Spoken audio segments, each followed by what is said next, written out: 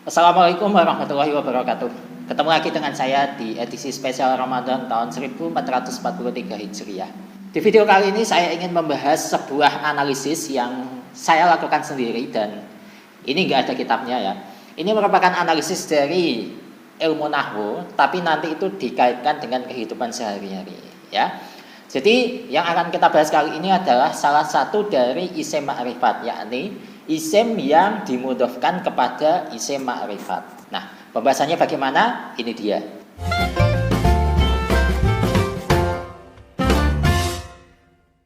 Nah, kalau kita mengacu kepada bait alfiyah yang menjelaskan isim ma'rifat, yaitu wa ghairuhu ma'rifatun kahum wadi wa hinda wabni wal gulami waladi, ya. Di situ isim ma'rifat ada 6, namun salah satunya adalah ibni, ya. Ibni ini merupakan isim yang dimudhofkan kepada isim ma'rifat, ya. Kalau kita lihat strukturnya ibni itu berasal dari kata ibnun, yang mana ibnun ini adalah isim yang nakirah, kemudian dimudhofkan atau diidhofahkan kepada isim ma'rifat, yakni ya mutakalim, menjadi ibni.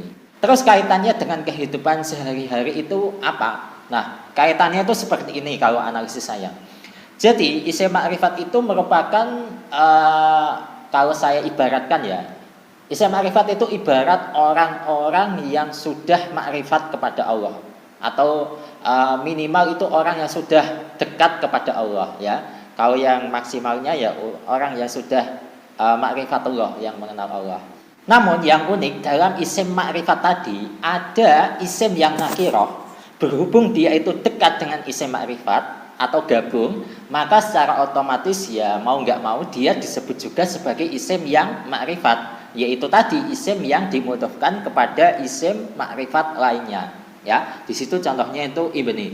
Saya kasih contoh lain, misalkan itu kitabu ahkamis sholati ya. Nah, kitabu ahkamis sholati. Kitabu itu merupakan isim yang nakirah ya, isim nakirah.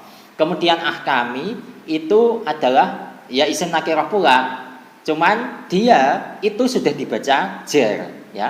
Kemudian as-sholati itu isim ma'rifat ya, berhubung ada alnya, dan juga dibaca jar ya, seperti itu. Nah, kemudian saya teruskan kaitannya tanda dari isim ma'rifat itu kemudian mempengaruhi isim yang nakirah tadi itu bagaimana? Itu kaitannya seperti ini. Jadi yang namanya mudhof ilaih itu pasti ya, pasti selamanya itu dibaca jar ya. Begitu juga dengan guru-guru kita ya, yang mengajarkan kita untuk kenal dengan Allah, untuk makrifat kepada Allah, itu orangnya itu harus jar. Jar itu apa? Jar itu tanda aslinya itu kasrah. Kasrah itu tandanya ada di bawah. Di bawah itu menunjukkan bahwa beliau-beliau itu memang rendah hati, ya, tidak sombong. Beliau-beliau itu selalu tawadhu. Pokok mencerminkan orang yang tidak sombong, ya. Nah, agar kita itu menjadi isim yang ma'rifat, kita harus seperti itu, mencari guru yang orangnya itu tidak takabur ya, tidak sombong, selalu rendah hati ya, seperti itu.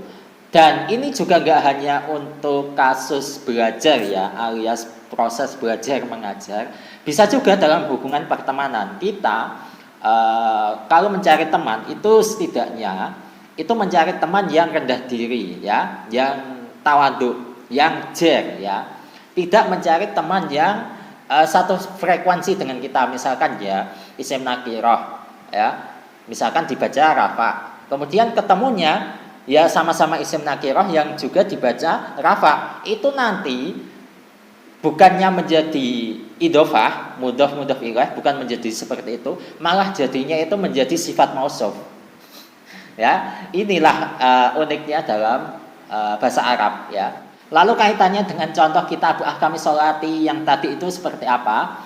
Jadi kitabu ya, kitabu itu ibarat kita ya. Kita masih belum mengenal Allah, belum mengenal sifat-sifat Allah itu bagaimana. Ya mungkin tahu cuman sedikit ya, tapi itu belum bisa dikatakan orang yang ma'rifat. Kemudian lafadz kitabu yang kita ini itu disambungkan kepada lafadz ahkami. Kami itu merupakan guru-guru kita yang mengajar kita di kelas atau di pondok pesantren, misalkan seperti itu. Beliau-beliau ini sudah dibaca jar, ya. Karena apa? Karena beliau-beliau ini itu langsung diajarkan oleh misalkan itu pengasuh pondok kita, yang misalkan entah itu beliau itu sudah wafat atau masih hidup, ya. Pokok yang kami itu adalah posisi dari guru-guru kita. Namun beliau ini sudah jar, ya, sudah jar. Kemudian as-salati ini adalah merupakan pengasuh kita atau bisa diibaratkan orang yang sudah ma'rifatullah, ya, sudah dibaca jar, sudah ada alnya, sudah lengkap pokoknya, sehingga ini mempengaruhi guru kita yang mengajar kita di kelas tadi, yang asalnya itu kami cuman berhubung mengenal atau dekat dengan lafaz as-salati yang berupa pengasuh kita itu, sehingga yang asalnya kami itu isim yang biasa, orang biasa, menjadi orang yang makrifat kepada Allah. Kemudian yang kami, yang guru-guru kita itu mengajari kita agar kita juga menjadi orang yang ma'rifatullah, agar kita juga menjadi isim yang makrifat. Mau apa enggak, ya, itu tergantung kita. Jadi itu tadi merupakan analisis saya dari salah satu isim makrifat yang ada kaitannya dengan kehidupan sehari-hari, yaitu isim yang dimudhofkan kepada isim makrifat lainnya, ya. Jadi perlu diingat, kita itu isim nakirah dan kita bisa saja dibaca rafa, nasab ataupun jar. Tapi status kita yang entah rafa, nasab atau jar itu kita tetap membawa status yang namanya isim yang nakirah. Jadi ingat itu. Itu kalau kita tidak berguru atau tidak mengenal setidaknya ya minimalnya dengan orang yang sudah makrifat kepada Allah. Nah, agar status kita itu bisa diakui atau bisa dipanggil sebagai isim yang makrifat, kita itu harus dekat dengan orang yang sudah makrifat. Dekat di makna ya mengenal itu paling minimal, atau syukur-syukur kalau mau belajar kepada beliau-beliau agar kita itu diibaratkan menjadi isim yang itu tadi. Isim ini nakirah, ini makrifat, kemudian berhubung sambung, maka ini sudah menjadi satu kesatuan, menjadi tarkib idhofi. Jadi kita berharap bisa menjadi tarkib idhofi dengan guru-guru kita yang sudah makrifat kepada Allah, dan beliau-beliau itu pasti dibaca jar, ya. Jadi seperti itu analisis dari saya, kurang lebihnya mohon maaf, semoga bermanfaat. Sampai ketemu lagi di video selanjutnya. Wassalamualaikum warahmatullahi wabarakatuh.